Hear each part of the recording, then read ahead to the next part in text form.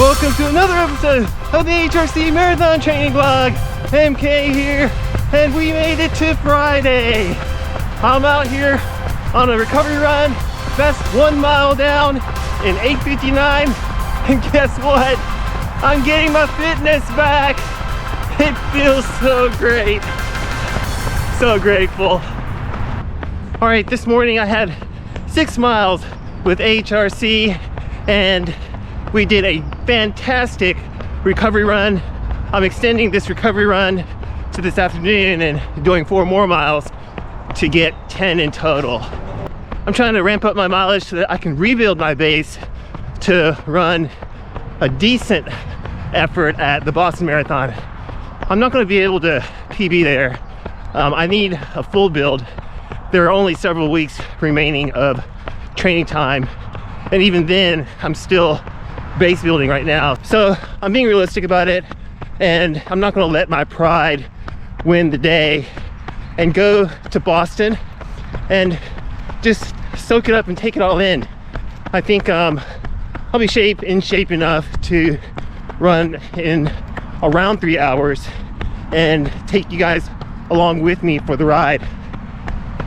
Last Sunday, Cole went 2:57 and Evan went 2:58 in the Ventura Marathon.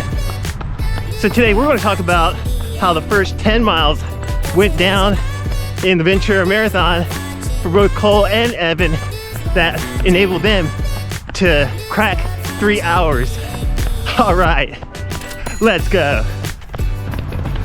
Thanks, Cole, for spending some time to break down the race for us. No problem. Cole and Evan will be breaking down the race in segments of 10 miles, 10 miles, and you guessed it, 10K. Today, we're going to break down the first 10 miles of the Ventura Marathon 2024. So yesterday, you mentioned how hooking up with JJ was such a huge factor in your success and attaining your goal of going sub-3 and reaching the finish line in 2 hours and 57 minutes. So excited to hear about it. Why don't you kind of link us back up to pre-race and tell us how things turned out at the very beginning of the race in the starting corral. Right after we got off the bus at the start line, we waited around, and after we dropped off the drop bags, we went to the start line to line up. And this whole time we were trying to look for JJ, but we couldn't find him, so we started getting a little worried. And maybe a couple minutes before the start, we see him at the start line. Oh, finally. So, that must have been a huge relief. It was. And so we got together and we were able to start the race together. Wow, I think having a familiar face, a familiar voice, somebody that you know and you trust together with you for a big part of the race, I think is giant. I'm so glad that you guys were able to find each other. Cole, why don't you take us through the first 3.5 miles, because I believe that part was relatively flat, and it's the segment before the long climb for another 3.5 miles. So why don't you take us through that? So the first 3 miles were 6:47, 6:47, and then 6:48. When we started out at that pace, we expected the 3 hour pacer to be pretty close to us, but he took off a little fast, so we just trusted our pacing and stayed back.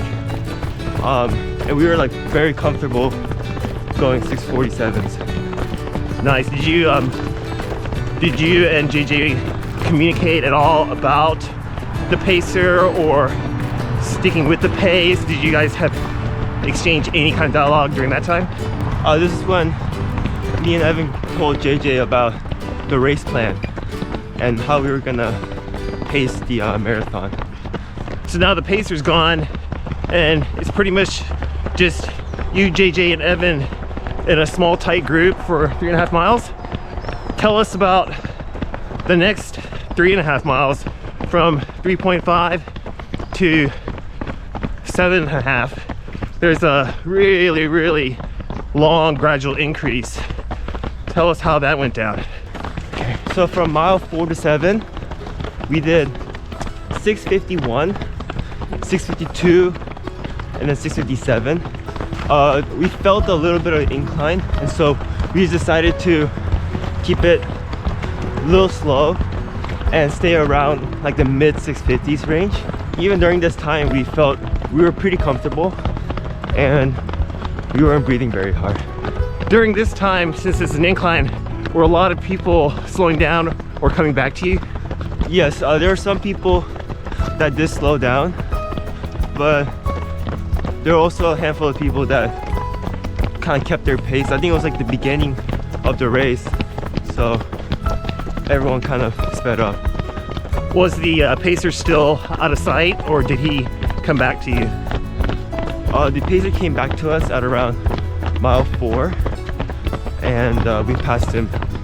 Okay, and then by the time I met up with you later in the race, you guys had a healthy group that was running with you.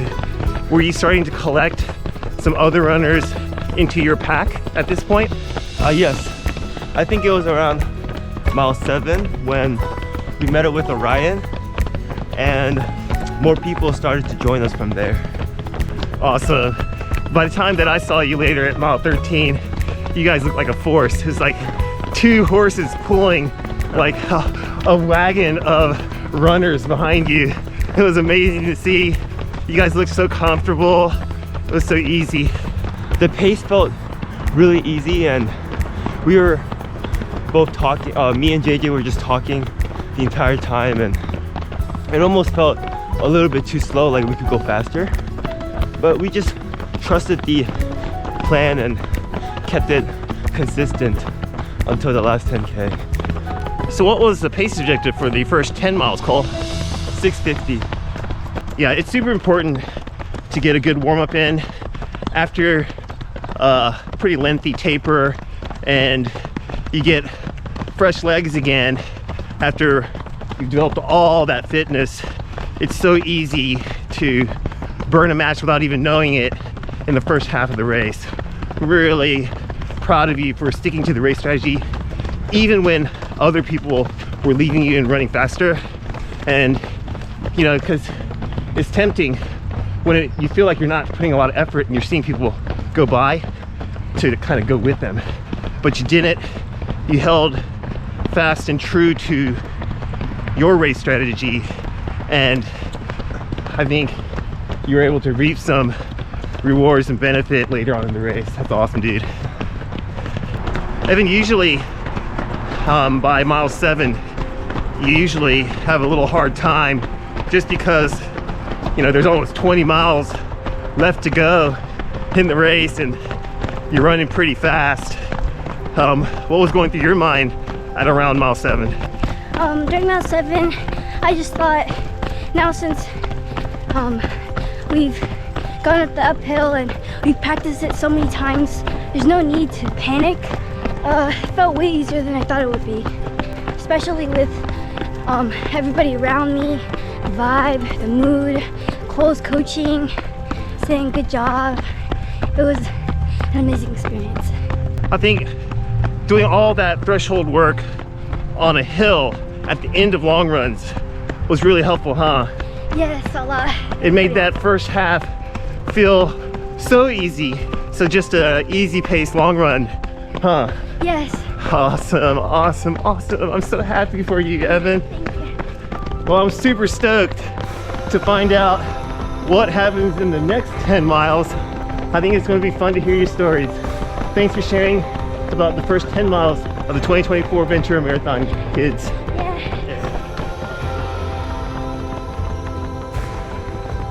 Wow, thanks so much for sharing those first 10 miles with us, Cole and Evan. Please check out our race video. I will put the race video along with all of the recap videos. It'll be 4 videos in total into one playlist. And I'll leave that playlist for you at the end of this video. Hey, do me a favor and give our Instagram a follow at AHRC for your daily dose of motivation. You can find all the details about this run and all of our runs on Strava by searching for Michael Kim at AHRC. And go ahead and join our Strava club by searching for AHRC. So much gratitude to our Patreon team for all of your support. Can't do it without you. If you're in need of personal coaching, then shoot me an email at allheartrc@gmail.com and I will get back to you with details about our personal coaching program. Because it's one-to-one and our unlimited program has a lot of communication, I can't take a lot of athletes. So I'm fast approaching my upper limit. So if you are interested, then don't hesitate and send me an email. All right, that's mile 2 in 8:34. That's mile 3 in 9:01. One of the biggest takeaways from the Ventura Marathon is that positivity matters. Whether it's from the love and support from friends that Evan was experiencing at the start line, or it's from the pure joy that Cole and JJ were experiencing at mile 13 of the Ventura Marathon when I pulled out the GoPro and did the intro for the vlog.